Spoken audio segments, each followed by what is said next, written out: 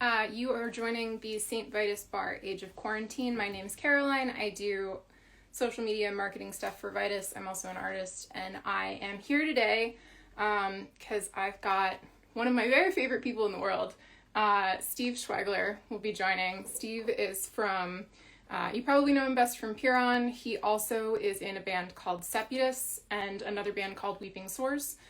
Most of these involve some Pyrrhon members in some capacity, because these guys can't stop making music with one another. If this is your first time joining, a few sort of points of order.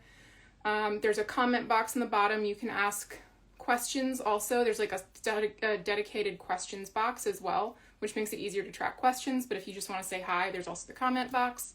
And I am going to acquiesce to Pyrrhon's request.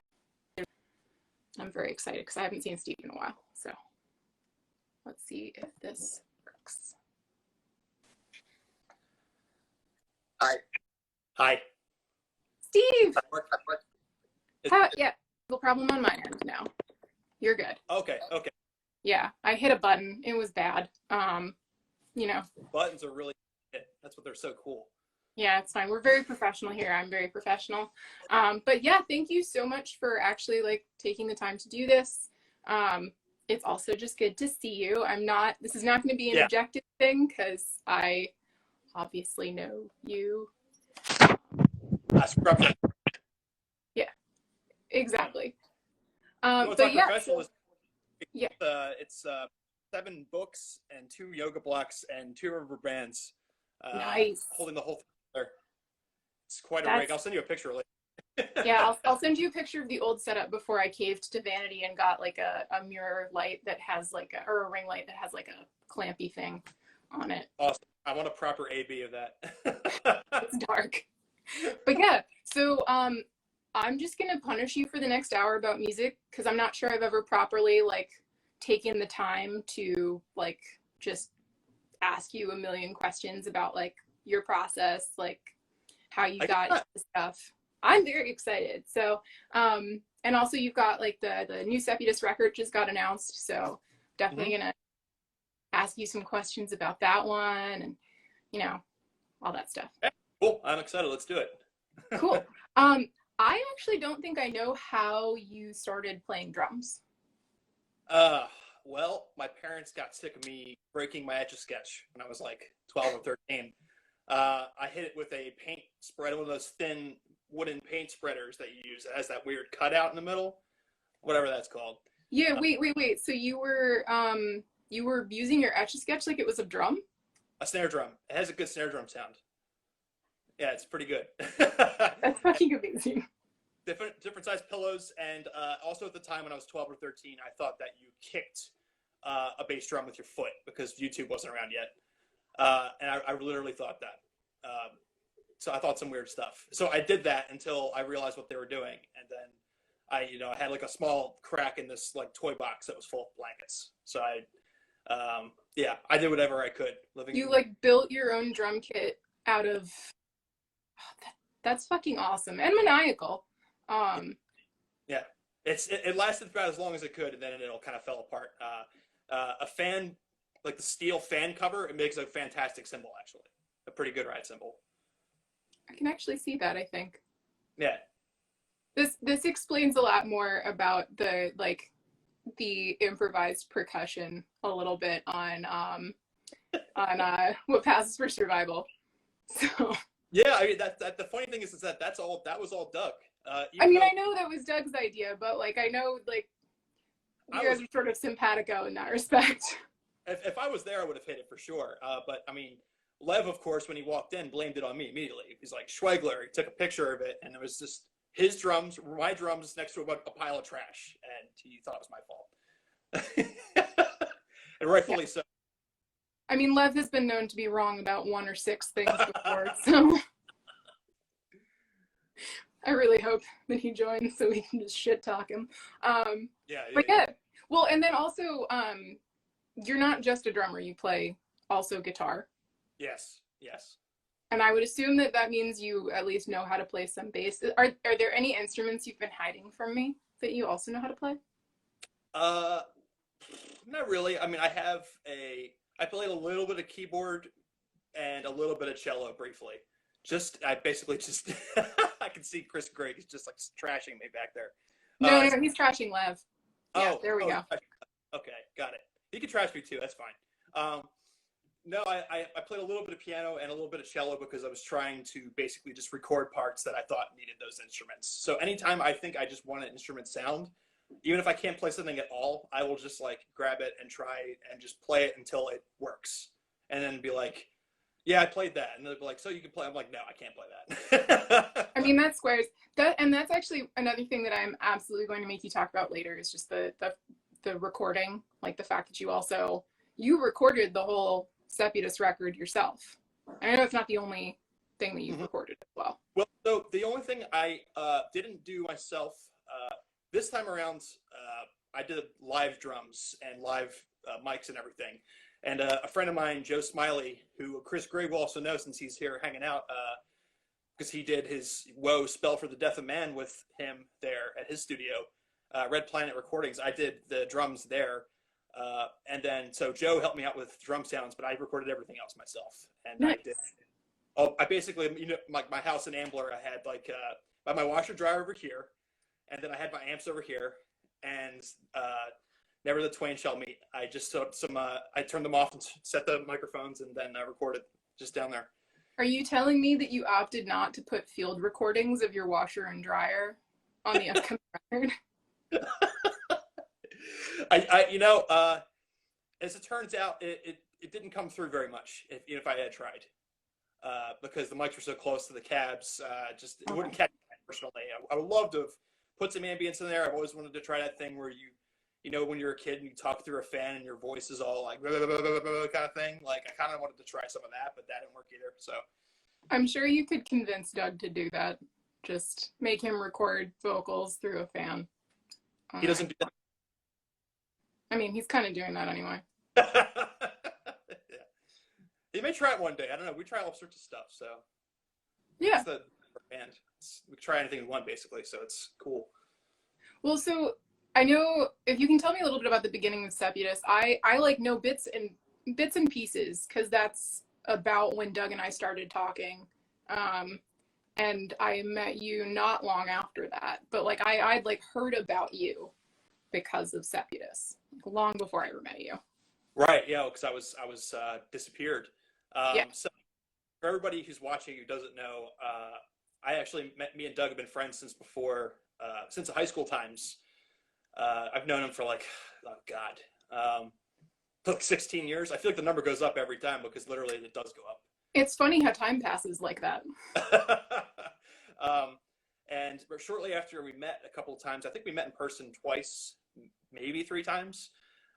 He came out to Jenkintown where my parents were living and I was living at the time. And we've hung out a few times, and then I left for the U.S. Navy and basically fell off the face of the earth for 11 years.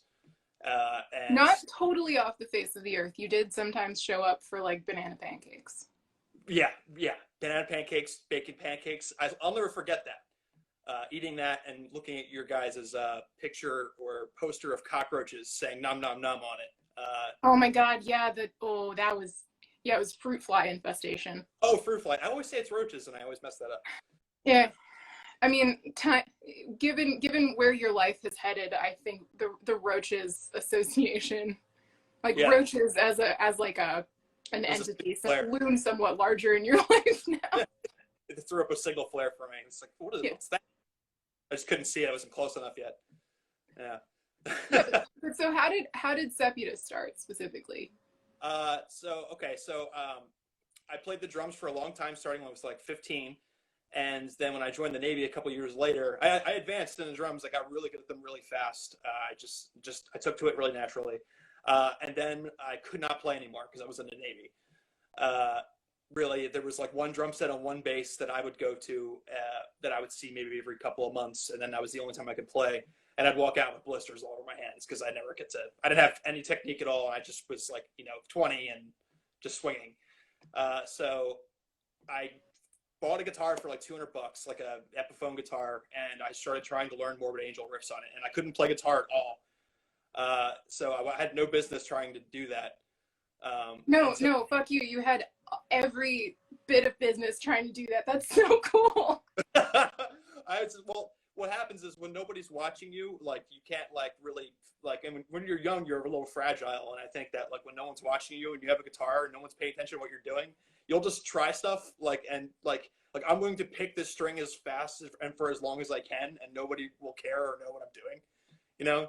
And so like you can just privately like get good at something kind of until like you bring it out one day. And I think that's how everybody gets good at everything, though. Yeah. Yeah. That's how people get good at stuff. Enough people don't like do the private and then like work on it until they're good at it. People like Yeah. jump the gun and try to show people stuff right away. Yeah. And like that's also what's cool about recording is that like it's the only like rewind and erase button you have in like your life. Besides like if you're like making a movie or whatever we're doing right now, that's the same thing too. But like with music, you get to have that record and rewind button, and then like you just play it for somebody. They go like, "Man, you played that? That's cool." And they didn't realize that you like took like 72 times to Yeah. make that. You know, like maybe you took 3 times, maybe you took 70 times, but you don't have to tell them. You know what I mean? It's kind of cool. Yeah. I've got unfortunate news for you. This isn't getting edited. Yeah, So that's fine. this is live. You're good. Yeah, live. I'm not bullshitting anybody, man. Look, you know, like nobody's perfect here. And you can take one look at the 4 of us in our band. You know, none of us are perfect. Get the hell out, you know? Wait, I just want to go back for a second and just reflect on the fact that you like had a couple years to teach yourself how to play the drums. Yeah. And then you couldn't play for 11 years regularly. Mm-hmm. And then you joined Pyrrhon. Yep. I'm going to assume that most people watching this know how fucking psychotic that is. Yeah. Yeah, I mean, there were periods of time, like in Washington State where I lived. I lived in Washington State for like 6 years, on and off. And I did manage to get myself a house in the woods, like off base once I got like a little higher in rank and all that stuff. They let you take a little bit more of your life back, thankfully. And I got a place and got my drums shipped out in about 19 different boxes and like sat and played them. And so I was able to catch back up for a while. Like, I mean, there wasn't like such a dead time that I never got to play ever. Like when I was living in Washington, I actually played in like some like local Oak Harbor, Washington bands that were like all civvy people who were just living there. And they were like, dude, where did you come from? Like we know all the drummers here. Like, where, you know, and that's kind of been and you were like, Philly, motherfucker. Yeah. Yeah, for Philly. That's right. That's where I learned the chops at. Yeah, I mean, like I kind of tried to keep up with it from there, and then when I left and went to Hawaii for the last few years, and so that's 3 years in Hawaii, and then like most of that time, like only half of that time was actually living in Hawaii. The rest of the time I was in like Europe, Africa, Japan, etc. So never got to play there either. So I just kind of played whenever I could, and then like it was like the last 3 months or so before I got out that I started just really shedding, because I decided at that point that I was like, I'm going to try and just join Pyrrhon and see if I can do it. Like, pretty much. Yeah. Yeah.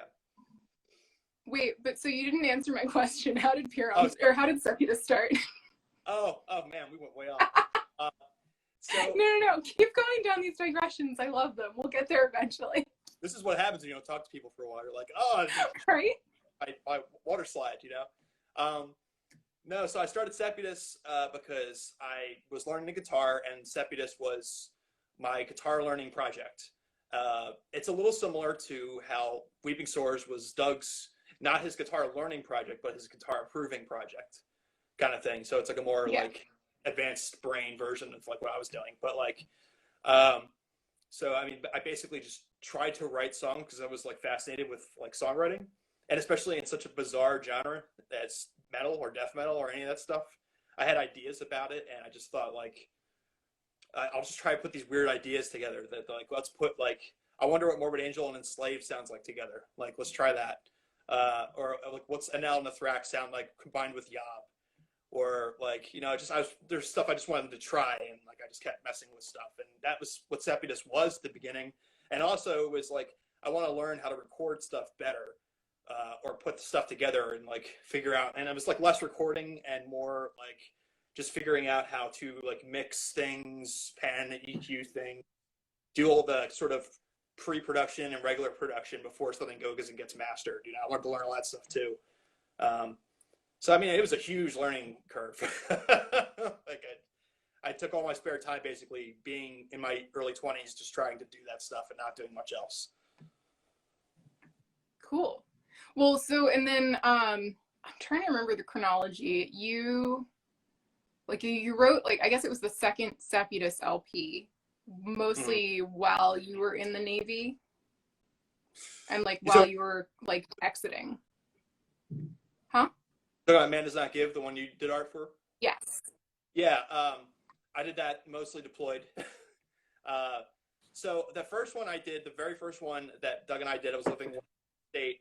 We finished that, and it hasn't really seen the light of day because both of us have been like leery about like, it's not very good. You know, maybe we don't want people to hear it. Maybe we do. I still have like 80 CDs, 80 of those CDs, so maybe they'll come out. But anyway, so Man Does Not Give was like a third attempt at an album because I did a second attempt and was not happy with it. I had a hard drive crash. I had basically everything go wrong with it that I could, and I just scrapped it. I just got rid of it. And I stopped doing it for a while. And when I was deployed and living in Hawaii and like going into deployment sites, I was just writing songs during those times, and that's when I wrote most of the record. I did all the writing for that before I left the Navy, and then I mixed it all after I got out, basically. Were you recording while you were in the Navy then too, or was it like, okay? Yeah, so Man Does Not Give is all digital. Like it's all DI guitars. I couldn't lock down a good place to record drums, so what I actually did was I had a drum set, but I just sampled the entire drum set myself, and I used a program that you can basically just implant whatever sample you want. And I just opened one of the other drum sets that they had that was already pre-programmed, and I just looked and I was like, okay, the sample is like that far from like this much, so I'll just like cut my own samples that are the same size, and I slid it in next to that, and I was like, I played the sample, and I was like, okay, that sounds like it's right. Jesus Christ, Steve. I got a lot of stories about trying to struggle through that, man. That was hell. No, but also that's like insane. You're just like, well, I'm gonna figure out how to do this myself, and then just like did it. Yeah, I mean, like, you know, like you try to teach yourself a lot of things. You're generally not successful at a lot of it, but if you're tenacious enough for a long enough time, you can kind of do it. Okay. So people are like, yeah, he kind of knows what he's doing, you know, whatever. That makes a lot of sense. I also just wanted to raise, and also literally raise. Oh, I have the binder. Yeah. That You should tell the story about your perspective. Okay, so obviously, like for the two of you not aware, Doug, my partner, is in the other room. He's in Vitus. He's also in Pyrrhon and Weeping Source. I did the art for the first, or for Man Does Not Give. It was definitely a bit of like, there are things I would do differently about that. I have affection for that art. I would do it differently. I love that. I love that art so much. But it's like, so Steve has this whole album that he's described like recording and writing and stuff like that. And I don't remember at what point in the process you like either showed up with a binder while you were on leave or you like mailed it to us. You mailed it. Okay. Yeah. And for each, I'm not going to flip through the whole thing, but like there's a whole, like it's a binder. And each song has 10 like titles, an explanation. Like I think my favorite is that like you put images in here too of like things that you thought either like fit the song or that you were thinking about when you were writing it. Yeah. Or just like, stuff that evoked the mood. It's like it's such a thoughtful artifact, and I'm never throwing it away. Good, don't throw it away. But also like at that point, I was like mostly familiar with you as like Doug's friend who would sometimes like come through when you were on leave, and then like you guys would like super bro down, and it was very adorable. And then like, but it was like a week of like very intense like Doug and Steve time, and so like this was like a bizarre and wonderful and delightful insight into just like your creative process. Mm-hmm. And it was like sort of like like I'm like sort of getting to know Steve through his like weird archives. Yeah, I can't imagine how like sort of out of body it must have been for me to just sort of fall out of the sky like once a year. It was delightful. Okay, cool. Like good. But for like 9 years or so, once a year, generally once a year. Sometimes there'd be a year where I wouldn't make it home, but I would generally come through and just take a train up to New York City and go see them and stay there like for a couple days, a week, whatever it was, and then that was it. I didn't see them like in person for another year. Basically, it was like same time next year. Pretty much. Yeah, so the binder thing. The funny thing is, I did an abbreviated version of that for Alex Ekman-Lawn if he's on. I don't know if he's on right now, but he was on at some point. Okay, yeah. So I had like some.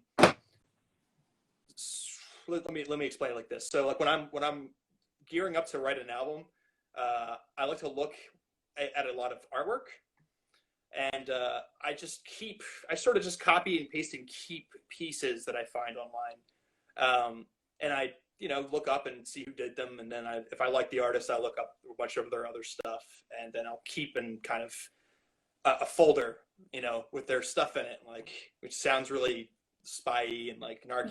There's I don't remember who told me this term. I don't know. I might have come across it in a painting class or something, but someone referred to this term as a morgue file. Yeah. Where you like just stick stuff that you find like inspired. Like I had a folder for a while that I called like my morgue file. Okay. What was on your vision board though for Phantom Indigo, which is the upcoming record? Yeah. So vision board is also like, I'm sorry, vision board is like a derisively, I find that a dismissive way to refer to it personally. Most your first two are derisive.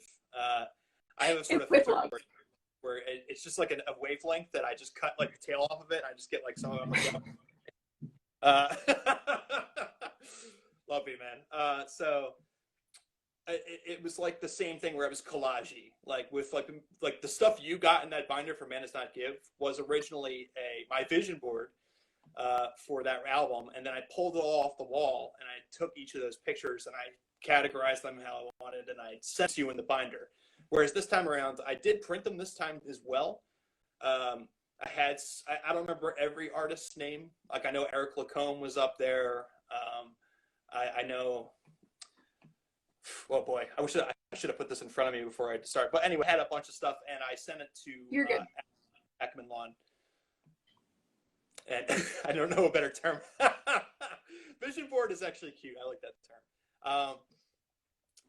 Yeah, so I mean, like I actually, what I ended up doing with that actually is I was taking an art project at the time, and I took all that collage and I just like wrote down what I'm thinking about it. This is actually, my art teacher was the one this is like super off the road now. Tiny World, Ricardo. Yeah. Ricardo Zapata, yeah. Yeah. Zapata was my art teacher, and he got that collage for Phantom Indigo. Hell and he yeah. got my collage assignment, and he gave me an A. That's pretty awesome.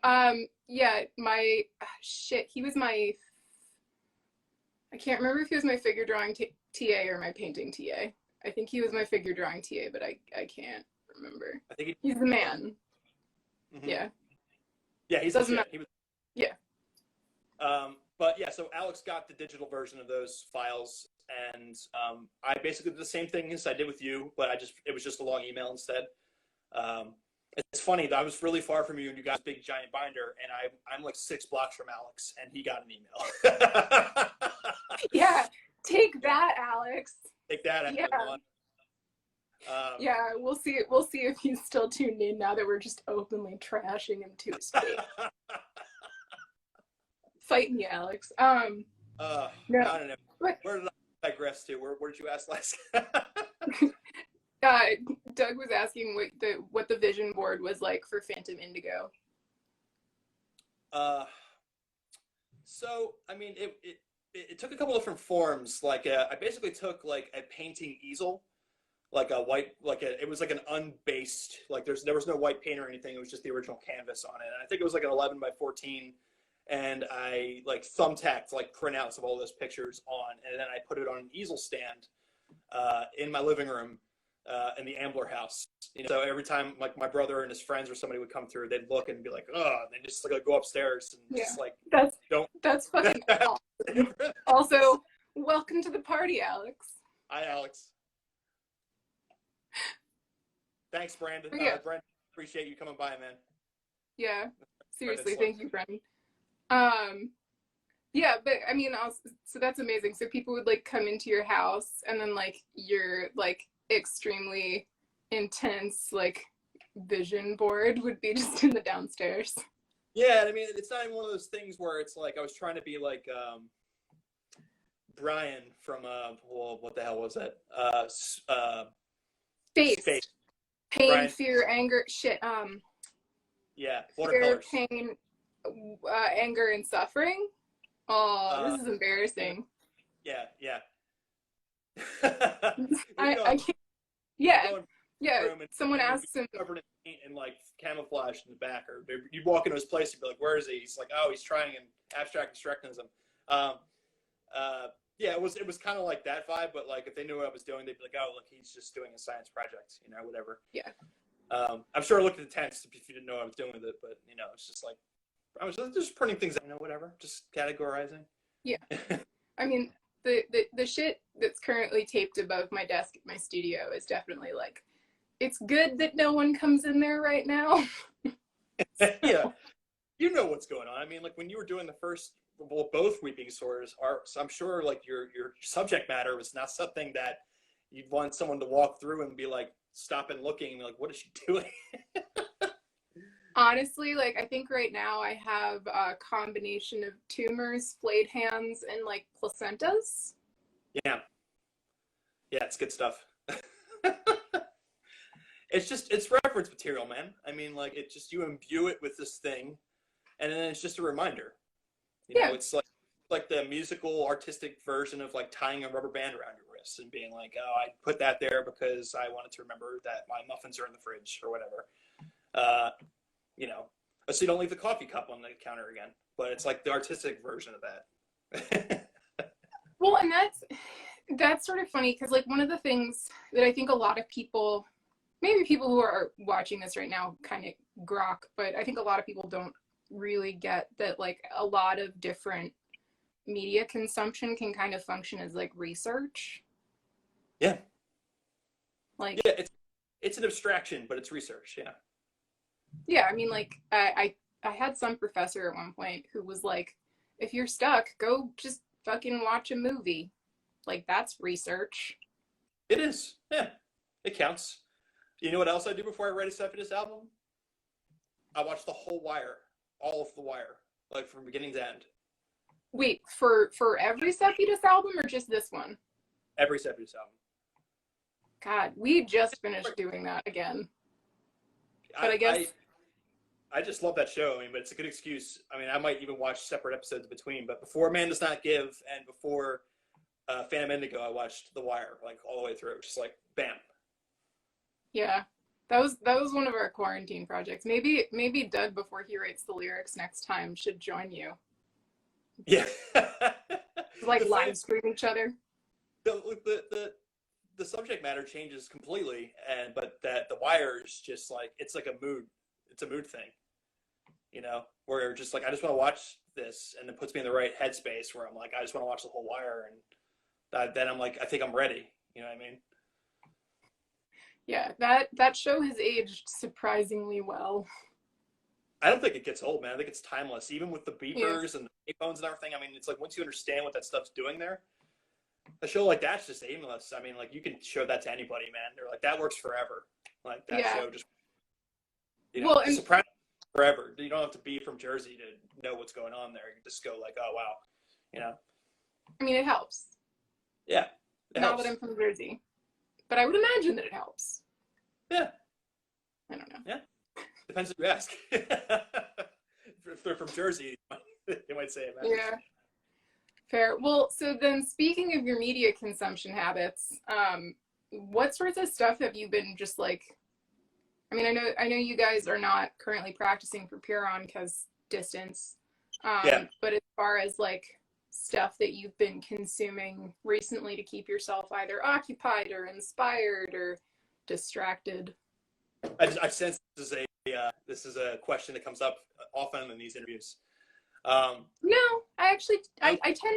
I tend to avoid it. Right, because you think it's because it comes up in these things that you're like, Yeah. I don't know. No, okay, so Yeah, but with you, I actually like want to know. So. oh, okay, okay. Besides the wire, so I just grabbed the PBS documentaries channel, and we were watching. Me and my partner Deb were watching Ken Burns' Jazz, and I've been way down the jazz rabbit hole, watching a bunch of different documentaries that you can see on that channel, and just watching a lot of jazz in general. Like after Chick Corea passed away, I started watching more of his live performances, kind of getting up and seeing what the new styles of some of the new drummers like Marcus Gilmore and those guys are doing, you know, Larnell Lewis.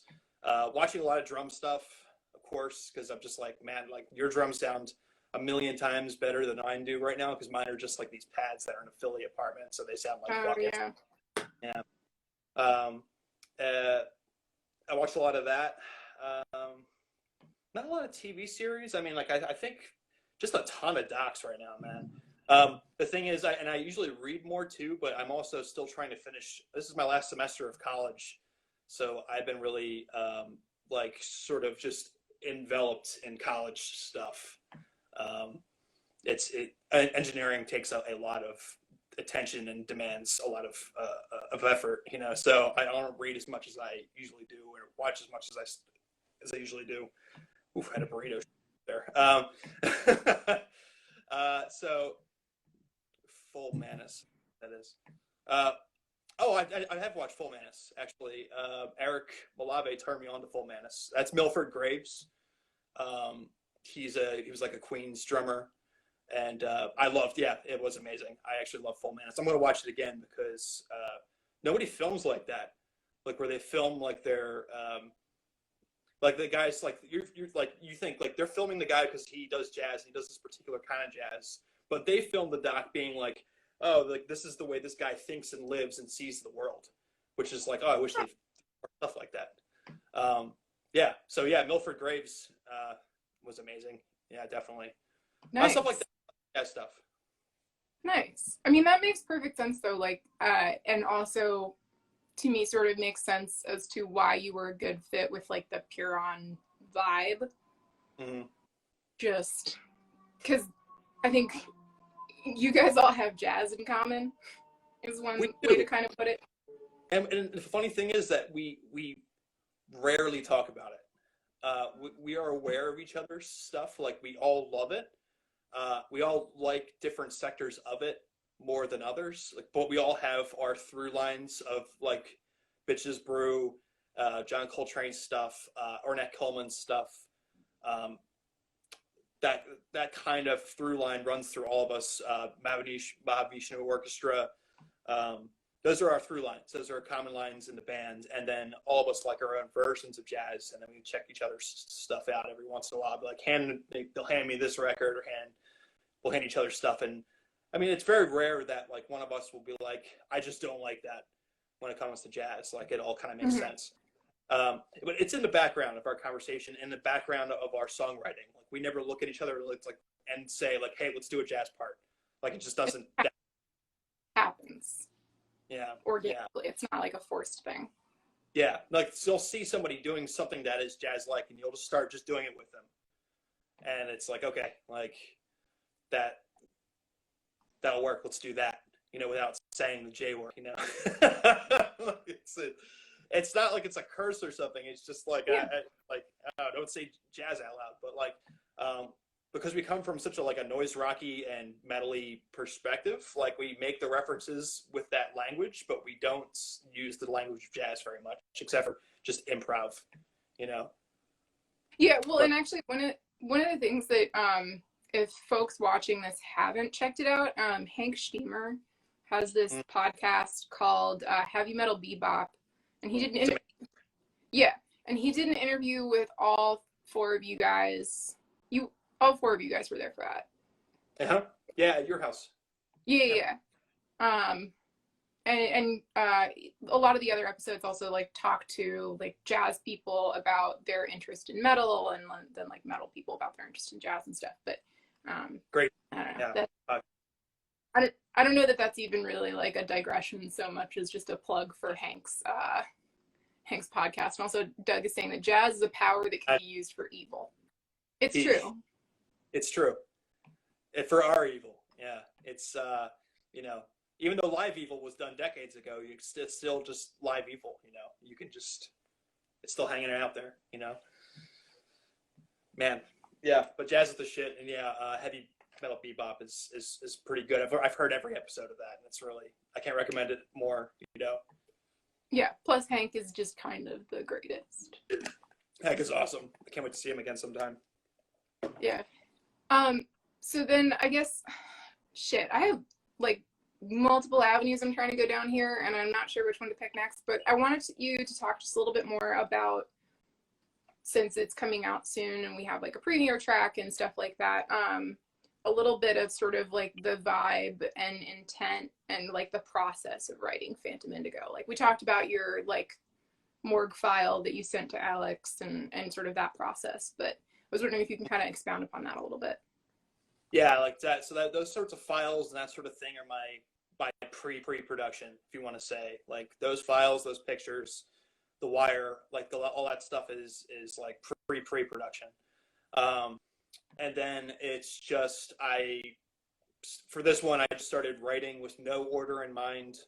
I wrote the last album with like the first track in mind, and then I basically went, what comes next, and then I wrote 2, 3, 4, and everything is in the same order for that album.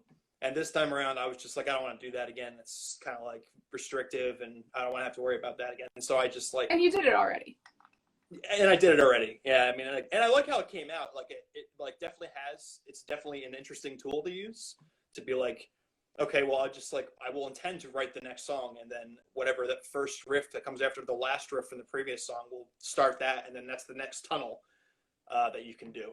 And this time, I mean, I just wanted to go for more of a general vibe of something that was a little more like psychedelic and open in nature, and more like just less like aggressively fast and death metal, and something that was more open chords, more melodicism, but like melodicism that's spliced with a lot of dissonance. It's a really pretty record.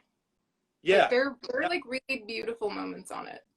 Yeah, no, thank you. I did it on purpose, because like it's like Man Does Not Give was externalized, and this one's like internalized.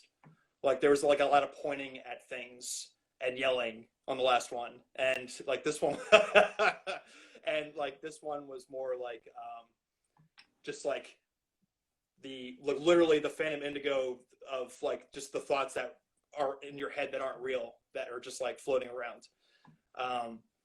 And it's just like, and like the feelings you have that you can't explain to people, like when you think about those feelings, and that you ditch immediately when you have normal conversations with people, but like after you leave and you're walking around, these things are floating around when like you're on your own little world basically. And I was trying to capture that somehow, and like I couldn't really think of a particular way to do it, but I was like, oh, I have 6 strings on this guitar, so as often as possible I will try to use all 6 strings at the same time. Huh. Except when I don't, and that was like the rule to break. Yeah, use all 6 strings except when you don't. Yeah. Nice. It's like the Oleg Zalman Speaking of complete shredlords, but you have a lot of guest appearances on the record too. Like, so when you were you writing with specific people in mind, or like when you finished writing the songs, were you like, oh shit, like this needs something, this is the right person for it, that kind of thing?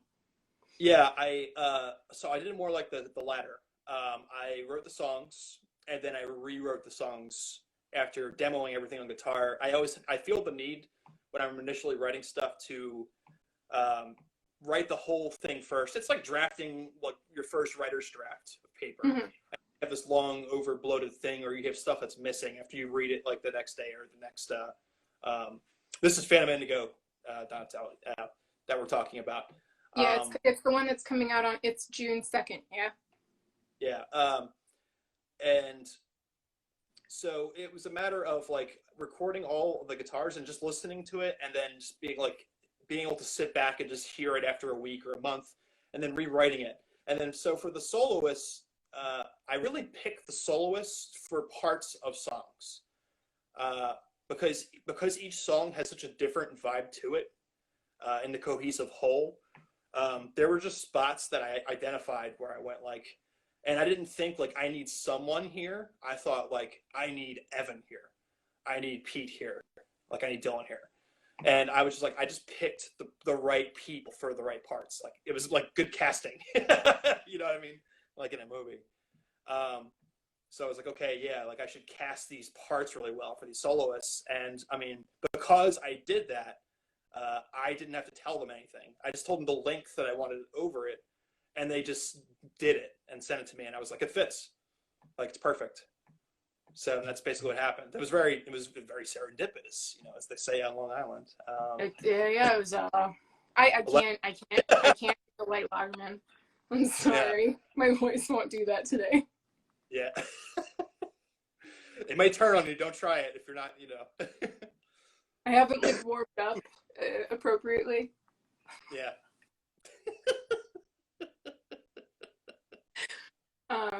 I'm so sorry to everyone watching who just got subjected to an inside joke. That was a long one too. Yeah. If you know, you know. If you know, you know. But yeah, so then as far as sort of like the overall like arc for the record, and you're talking about sort of like the interiority, like when to when would you say that you were writing this? I was writing from January 2016. Hi, Malave, I see you. January 2016. And then I probably finished like my second or third pass of this stuff in like 2019, probably. And then the rest of it was sort of mired in post-production or just production. The mixing and stuff took the last couple years. For everybody watching, this whole album started in January 2016, and just I was working on it on and off kind of semi-continuously since then. Yeah, well, because it's also not like it's your only project and you're in school. Yeah. I'm in engineering college. I'm in Pyrrhon, which is also like engineering college, and far less lucrative in the long run, I'm sure. Yeah. Weeping Sores, of course, and so there's a lot of stuff in between. Yeah. And actually, sorry, go ahead. Sorry. No, this question can wait. I want to hear what you had to say. Okay. So, yeah, I mean, like, just about like fitting these things in between each other, like the Pyrrhon and the Sepitus and Weeping Sores, is Sepitus ended up just really just taking a back seat to stuff because I felt like I had less moving parts in my project than we had in Pyrrhon and Weeping Sores. So I often let it just be like, okay, well, I'll just come back to it when I want to. And, you know, I can see Doug's making good progress and he does this thing. So I'll help him and we'll finish this thing with the aim of being like, let's finish this thing. And then we can always come back to a project that we think will take longer. That's all I really wanted to say about that. Yeah.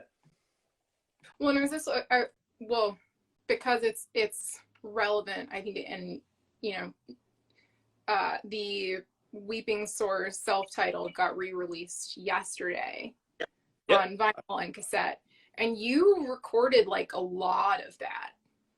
Mm-hmm. I did, yeah. Malave, you're gonna get it after this, bro. Wait, is he using two accounts right now? Yeah, he's got Mary's account and his account somehow. He's double. I mean, I'm not mad at him driving up the viewer numbers, but like, he's like our background guy. Thanks, Eric. Yeah, thanks, Malave and Mary, whoever's doing it. So, he successfully derailed me. What did you say? I wanted to know a little bit more about like the recording process for Weeping Sores, because I know you recorded a bunch of that. Hmm. Just So is that a process? yeah, God damn it, Eric. that's not Miriam, is it? There's no way. Hi, It Miriam. might be. Maybe. Mama Malanda is in the house. Hell yeah. Hi, Miriam. How are you? I'm sorry for swearing profusely in front of you, Mrs. Hey, man. Malanda. Um, yeah. So for the first Weeping Sores, basically, Doug wanted to make it a kind of a personal project because I said before, like he was using it similarly to how I used Sepius when I first started it, where I was trying to get better at guitar and improve my, songwriting and that sort of thing. And I came across it, heard some of it, and he played some of it for me. I was like, we should just do this. Like, we should just do this for real. Like, what's the sense of writing? My mind frame at the time was like, well, what's the sense of, doing this stuff and not putting it out, or not, if it's good, this is good. Like we should, and it's like a good reason for us to hang out and like work this. Since so much of our friendship is like beyond just being a really great friendship and long-term friendship, it's a very productive, creative relationship. And so we like doing these things together and doing these different projects. And I was like, why don't you just come to my house in Ambler and we will just record in my basement, same place that I did the Sebius record pretty much in Ambler. We did that was like the pre-Phantom Indigo, was doing the first Weeping Sores. Ended up mixing the entire thing myself, and a friend of ours, Pete Lloyd, mastered it. Just put some touches on it that it needed, and then that was it. And so yeah, I think did I answer your question there, or did I just ramble? Yeah. And it was also really funny because I think I'd forgotten until like we were listening to it when it came in on vinyl. I'd forgotten that you'd actually like recorded and mixed it. Yeah, I did. It's a funny mix because I had a weird sense about like what kind of, because it's a death doom group, and I'd say that one is more doom probably than death metal.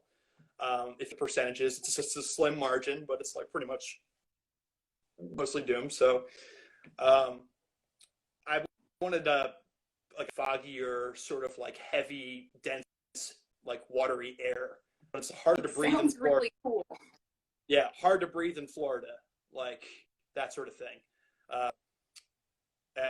Quickly, when I was living in Jacksonville, Florida, you could Jacksonville. Yeah, Jacksonville, Florida. You could see the rain happening a block away. Like, and that's with me, that like kind of my entire life, that sort of like weird visual. And that popped in my head when we were working on his stuff for the first Weeping Sores. And I was like, I kind of want it to sound like that. I don't where even like know if you I told can him feel like the heaviness of like the air and like see something happening kind of thing. Yeah, it's like kind of like it's like halfway to like waterboarding yourself. Like when you're walking around, it's like just there's so much water in the air. It's kind of just like I don't know. That's funny. I'm thinking about it now. I don't think I actually ever told Doug that was like what I was going for. I think I was just like that's what I wanted to sound like. Have you watched Ash versus Evil Dead? Yeah. The TV show. Yeah. Jacksonville. So I think the fact that you were going for Jacksonville, both of us can appreciate. Yeah. Actually, I didn't think about that connection. Yeah, that's the thing. Yeah. No, I was just stationed there briefly, but yeah, it was funny when it popped up in that show. At the time there did like definitely like it like everywhere I've lived has like left like an impression on me in some way or another. And it's like that's the stuff that like I think about when I'm like making records and writing music and stuff. I don't think about music. I just think of these other weird things, I mean, like what is art except your way to like process other shit? I don't know. I think music that's about music, or like art that's about art and not about like shit that people go through, is usually pretty fucking boring. Yeah. And prominent and prominent. Like there's a lot of it. Yeah. There's a lot of it. Yeah, and I'm just kind of like, without attracting anyone in particular, it's it gets boring.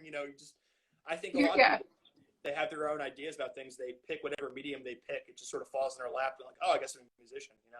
Yeah, Eric, fuck you, no. No, no art. Absolutely not. I'm not Yeah. gonna... Eric's being a troll now. Okay. Yeah. Eric wouldn't know art if he was a tennis racket and art was a beach ball.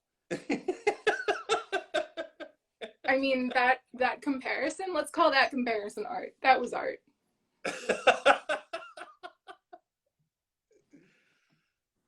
Who's that? Yeah, is that Alex or is that Matt or which one of the boys do we got here? It'll be on a bit of a delay. We'll find out momentarily. I figured I'd throw it out. Anyway, go ahead. Yeah. I love that, like, what you took away from Jacksonville is, like, so humid that it's hard to breathe. And that was, like, the prevailing thing that you took out of Jacksonville. Oh, hi, Alex. Hi, Alex. Yeah, I miss Alex, too. Me and Deb both miss Alex. Who doesn't miss Alex? Like, even outside of a pandemic, like, not being around Alex Kulik is just like, I miss that guy. Yeah. Alex, you either miss Alex or you're hanging out with him. They were Eric and Alex were separated at birth. They're like kind of the same person, actually. If you really? hang out, if you watch them play and you like listen to the way they talk and everything, like it's actually like it's like the Discovery Channel. Like they're kind of like from like a species, you know, from a long time ago. Just look at videos of like Alex playing bass and Eric. Oh no, I have photos of both of them, and like in my head, I'm just like A-B'ing them together. It's uncanny. I can't believe I didn't think of it before. Oh, I spotted it immediately. I think I told Eric actually. It was like, hey man, that's like you, but like a different guy. Anyway, I also really quickly, obligatory plug for the Horrendous stream on Friday. Yes, Horrendous and Glorious Depravity. And Glorious Depravity. Go watch that shit. It's gonna fucking rule. Yeah. I know you're concert. Watch it. So Alex Kulik and Kulik or Kulik? I'm gonna find out eventually. Alex and Eric Malave are the carcinization of metal bassists. Yes. Crabs all the way down. Yes. Wait, do you know about this? Do you know about carcinization? No, I just went with it. Okay. I think your Doug would have told you. Sorry if you tuned in for anything about music. We're talking about carcinization now. It's this idea that like everyone, like life evolves to become crabs. Yeah. Just like multiple branches of life have evolved into crabs. Mm-hmm. So eventually we're all going to become crabs. Right. Either crabs or jellyfish or like, some amorphous form. We'll all become crabs and then the jellyfish will take over the oceans and then that's all that will be left. It's fine. Yeah. No more records. That's a shame. Maybe they'll write records. I don't know. I mean, I don't know if you've seen the crab rave video. I think there's a market for it. Yeah, show that to me later. Oh my God. Okay, I'm gonna have to stop talking about this because I'm then gonna talk about the crab rave and no one gives a shit. So just pack send it to me later. Yeah. But yeah, I don't know. So we usually run these things for about an hour, so we can go over, we can go under. But I also want to make sure that we get a chance to talk about anything that you would like to talk about. Sort of give you the freedom to, and you don't need to come up with it on the spot. Just gonna let you sort of sit on that one. Yeah, I guess I just want to talk about Vitus real quick. I mean, like everybody's pretty familiar with Pyrrhon. Well, a lot of people are familiar with Pyrrhon. Abscess Time came out last year. You should get that. But also, the Vitus record coming up is called Phantom Indigo, and it'll be coming out early June 2nd, June 4th for releases, vinyl and digital, from Willowtip Records. And there'll be like every form of media digital for that, except for there's no tapes yet, no tapes. But there'll be digital, vinyl, and CDs for that, and then a whole bunch of shirts and that kind of fun stuff. And even if you just want to get a digital, man, I mean, I worked on it for a long time, and I'm really happy. I will make a push for folks getting the vinyl because I've gotten to see what the layout looks like, and it's so fucking cool. Yeah. Like Yeah, the cover art is beautiful, but the should, layout also. we should shout out Alex Ekman-Lawn for sure.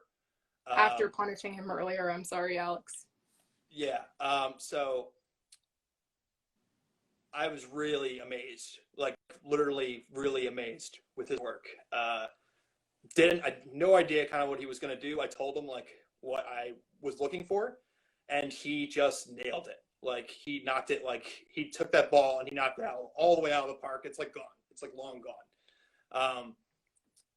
It's just like it's amazing work, and like the layout too, like because he had so many variations and so many ideas about what he wanted to do visually. Like there's just so much content, and like the CD content is so much different. Like the art content there is so much different than the vinyl content that he came up with, because like he just like had so much to begin with. So I mean, like yeah, definitely huge shout out to Alex Ekman-Lawn, man. Like he really killed it. Really amazing artist. Yeah. Yeah. So now he's blushing. The attention to detail, like I fucking hate doing layout. It sucks. It's really hard. And Alex managed to like carry the vision for the cover through to like every tiny detail in like these surprising and absolutely delightful ways. Yeah, it's like you just notice stuff every time. Like there's this, I'll point out this one touch that I like a lot because I don't want people to miss it. Is if you get the vinyl, we did not represent sides of the vinyl in a traditional sense. Like we didn't just write like side A, side B, side C. If you open it up and look, there's like globes on the inside of the vinyl, and those globes like denote like what side of the vinyl that's on, and that's the level of attention to detail we're talking about. It's like ridiculous. Yeah, I mean, but that's just it's beyond Alex. I mean, like everybody just killed it, like 100%. Like Doug, that's some of Doug's best lyrical and some of his most really interesting vocal work that we've ever done. On and around. Eric destroyed the bass. Like wrote everything on the spot for each song, and we recorded it the same day, like at my house or his place, like just on the spot, and he just delivered it, and it was just like that's it, like that's perfect. It's sometimes annoying how good he is at that.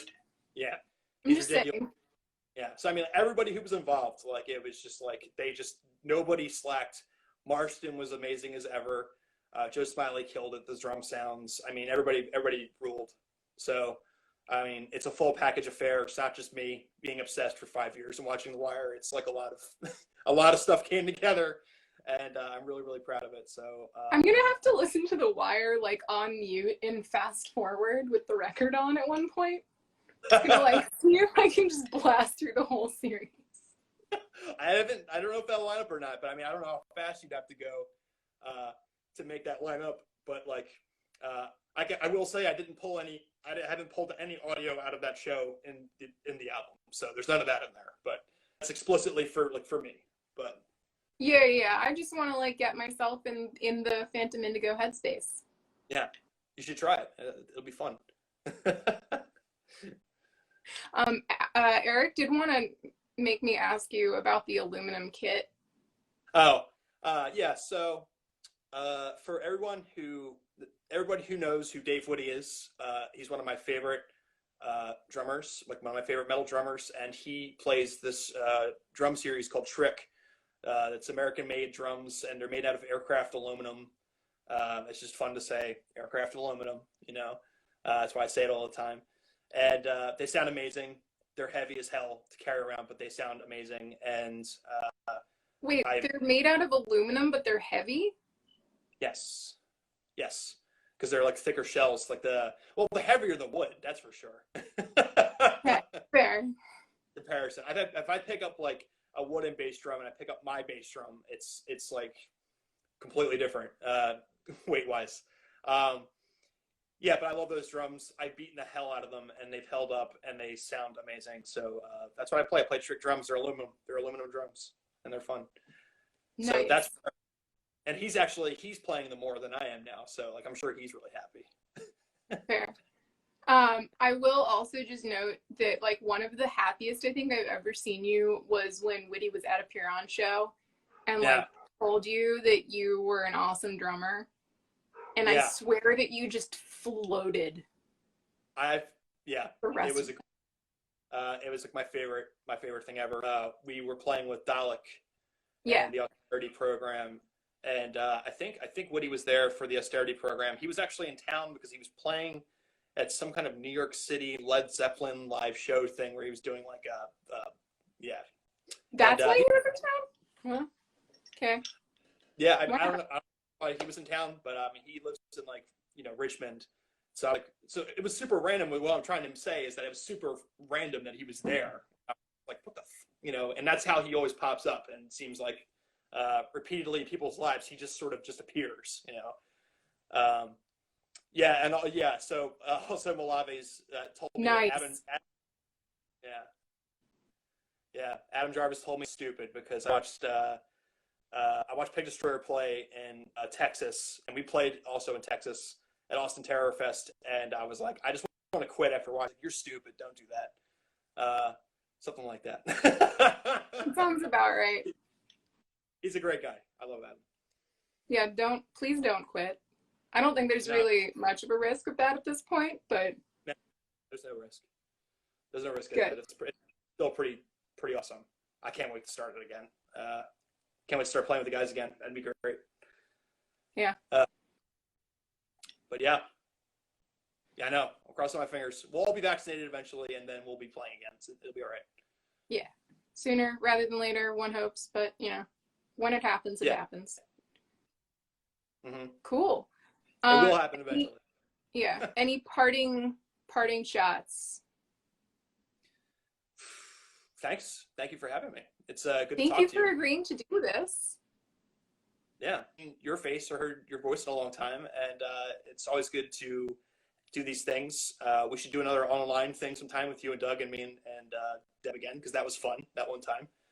Yeah, I told Doug that I'm crying when I see you next time. Just so you're aware. I'm not trying to make it weird, but I am. Right. I miss emotions too. Yeah. Real one. But yeah, so if you've made it this far, thank you for tuning in to this highly objective and impartial interview with Steve.